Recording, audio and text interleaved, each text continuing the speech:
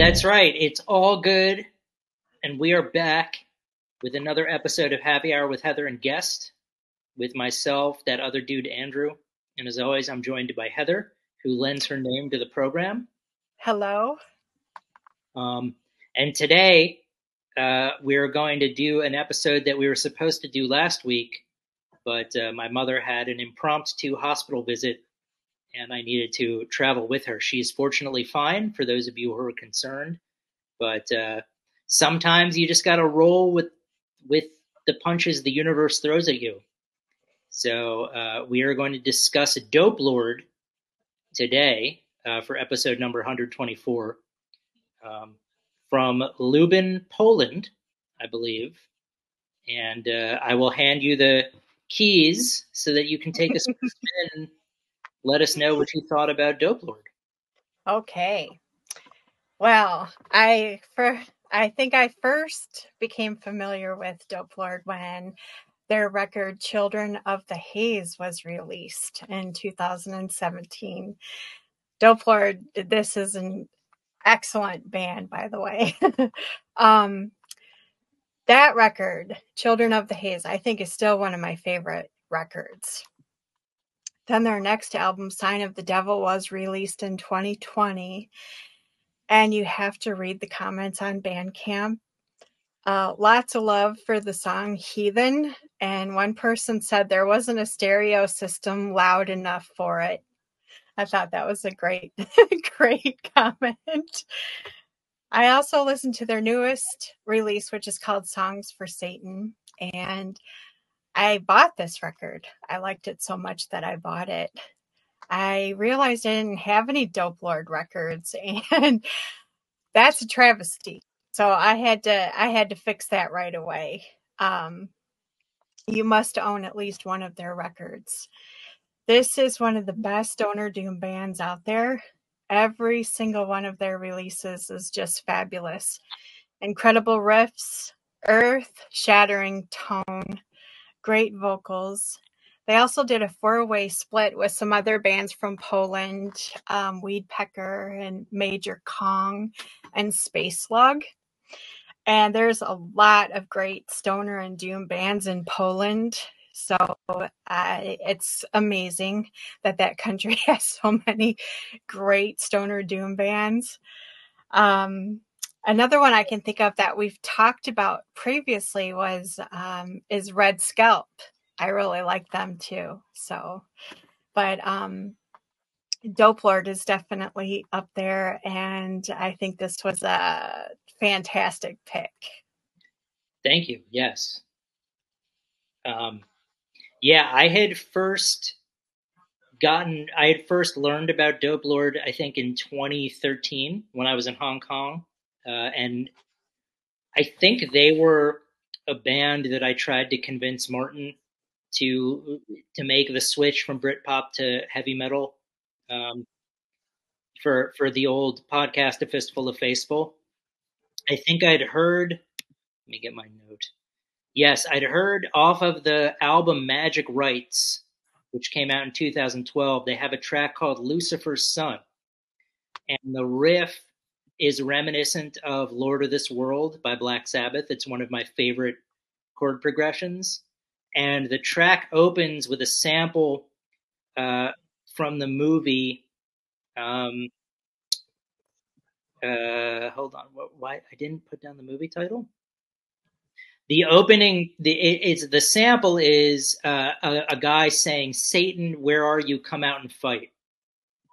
And it's from a Filipino-made horror fantasy movie about a man who's chosen by his dead uncle to battle the forces of evil. He fights a being called the Prince of Magic, who shoots rays from his hands, makes heads spin around, and hypnotizes people. He finally faces Satan himself and engages in a battle of magic. And I think the movie's called something like The Killing of Satan. It's very much, literal on the nose, but that like hooked me. I was like, I need to follow this band because the like you said, the riffs are incredible, and the fact that they open a track with "Satan, where are you? Come out and fight," I thought was just a perfect touch. So then I sort of didn't really lose track of them, but they hadn't been on my radar as much. And then all of a sudden, recently, I was like, oh, well, we should clearly talk about them on the show. So I listened to Songs for Satan, which was released in 2023, which opens with an introduction that's like, I feel like it's outside, nighttime outside, perhaps in rural Illinois, where you are, because you can hear crickets and birds and stuff. But it's like a very ominous, but also not so like it straddles the line between like ominous and just a pleasant evening around a campfire type thing. And then um, that's just on the intro, and then the first song, "Night of the Witch," maybe it's another, but then it just the riff kicks in, and you hear that trademark tone, and you're just like, okay, I'm in for a journey. Um, and some of my favorites are they have a track called "1 Billion Skulls," and one of the lyrics is "I'm the stone from Satan's slingshot." That I thought was really dynamite. Um, and then there's a track called "Evil Spell," and from 3 minutes and 52 seconds until 4 minutes and 40 seconds, I felt like the riff was touching my soul. It was like plucking at my. I was like, "This is the great, like one of the great." I'm gonna go back and rewind that and just like listen to that riff over and over again, because I felt like, okay, this is it. This is like, as George Costanza said, discovering plutonium by accident. So, and then for those of you who like a harsher vocal, the track "Worms," the vocal delivery sounds more like Weed Eater. It's like much more raspy. Um, and then at the end, the song "Night of the Witch" has flute, and it's very mellow, and there's like a mellotron in there or a keyboard. And then it segues back into that nighttime cricket bird calling. So it bookends it nicely between something really mellow, like you're sitting around a campfire at night, and then it leaves you the same way. Um, but yeah, I felt like they are in the crosshairs, like right at the intersection of stoner doom. That one of the bands that like I immediately think of when I think of contemporary bands. Like, okay, who's leading the charge? Who is the tip of the spear for stoner doom? And I feel like there are a bunch of choices that we could say, but you got to include Dopelord on the list. Yeah, definitely. Like even as we're talking about them, I can hear the song in my head. Like I can I can hear like it's so the songs and the lyrics, and they just stay with you. And I can right now I can hear it. I can hear it, you know. And I have to say that when I listened to it, I had one of the songs stuck in my head. I would say for like a good 3 weeks afterwards. Wow. Yeah. It just stays with you. Yeah, and it's one of those things, I think one of the things I really like about this show is that we can find some hidden gems of bands who, aren't really well known, and just as easily segue into talking about, a huge band like Dopelord, who still deserves to be heard by everyone. So Yeah. it's great. And for those of you playing at home, I've used the word segue twice. So if that's on your bingo card or you're drinking shots every time I say segue, well, that's 3 times. One of the members in the band wears these awesome purple pants. They're like purple with black stripes. They're freaking awesome. And sometimes on their Instagram, they'll have like Instagram lives, and they'll just they'll just be sitting around boxing up records, or boxing up merch, and just sitting there talking to people. It's kind of cool. You know, Yeah. if you can interact if you ever get a chance. You can interact with them on Instagram. Yeah.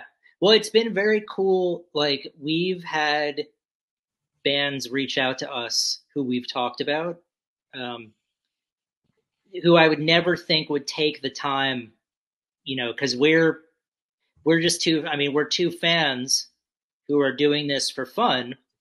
Neither of us are in the marketing game or the promotional game or anything, and yet they'll take the time from other countries.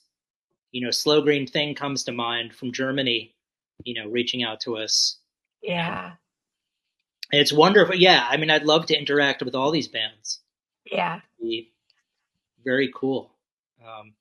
And I have to, like, it's funny because when I listened to Magic Rights and I thought to myself, don't lose track of this band, um, that's exactly what I did. And now that I know they've released other albums, um, including one which, uh, what's the Haze one? Children of the Haze. Yeah, I think I remember that, and thinking to myself, like, oh, I really need to check this out. But now I will definitely go back, especially since it had such a ringing endorsement from you. Like, Yeah. now I'll have to go back and check that out. That's like one of the albums that I had saved on my wish list on Discogs. You can have a wish list, and that's one of the records I have saved on there. And some of them go for a lot of money. Cool. One of these days I might get my hands on it. We'll see. Yeah. Well, it's interesting. This album came out in 2023, the latest one. So I'm curious if they're working on new music. I think they're touring right now. Yeah. So Yeah. I don't know, but it would be cool to know because yeah, they do have a unique sound. Like, I feel like you certainly recognize, like, when I listened to this album, I was like, oh yeah, that's Dopelord. At no point did I ever confuse it for any other band, which I think is difficult to do these days. Especially if you're playing stoner or doom metal, and there is a formula that you can follow. Yeah. Yeah. But yeah, Yeah. I will, and we'll see. If they tour the U.S. at any point. Yeah. That would be really cool. Yeah, Yeah. Yeah, there's so many there's so many of these bands that if especially from other countries, if they came to the United States sure. and toured the US, that would just be really cool. Yeah, well, I think typically, from what I remember, listening to Dave Windor from Monster Magnet, that most of the great metal festivals are in Europe. Yeah. I mean, Yeah. I know, like, I went to what was it, Desert Fest, I think, um, in New York a few years ago. But outside of that, I think most of the good ones, or the ones that draw a big crowd, big brands, are in Europe. So Yeah. Yeah. It seems like Europe really does these festivals the right way. yeah, well, I think there's a bigger fan base there probably, but I will take the challenge to try and drum up enough interest that bands start coming over here. We will see. And it might be kind of hard to tour here because there's such a large area to cover, Sure, sure, So, absolutely. Well, I'm glad, like, Slamosa is going to be playing, which is that's the start, at least. That's one band yeah, we've talked about who's coming to the U.S. yeah, And I know Black Pyramid uh, will probably be touring. I think there are going to be opportunities, hopefully, for us to check them out. yeah. That would be great. But Yeah, we will see. And maybe yeah. one day we'll make our way over to Europe and be able to see. Go to Germany and see Go, Slow Green Thing. go to Yeah. Germany and see Slow Green Thing in their element. Yeah. Ireland and see Pure Sonic Outcasts. I think so. Yeah, I think we'll do a European tour, and we'll stop off and see. We'll go to Poland and see Dopelord. Oh man, It would be that would cool. be awesome. Yeah. Yeah. Well, we'll see. We'll see how Yeah. things go. But Yeah. I'm glad we talked about Dopelord. I feel like something would have been missing had we not, especially since we've covered other bands from Poland. Um, I feel like there would have, I'm glad we turned that stone over. Yeah. So, Yeah. well, thank you. And next week, the conch goes back to you. It does. And So, we're gonna talk about a band who I thought was finished. I thought they were done, but I think they started playing shows again. So I'm yes. hoping that they're working on a new record. Yeah. Well, I, well, th- I I think they're back. I think cool. they're back. So Yep. I'm excited to talk about them. Awesome. Well, I'm looking Yeah. forward to it too. Yeah. Cool. Well, yeah, I'm gonna go. I'll go check out Dope Lord's old catalog and be prepared to be surprised next week. Yeah. Awesome. Well, thank you, Heather. Yeah. Thank you.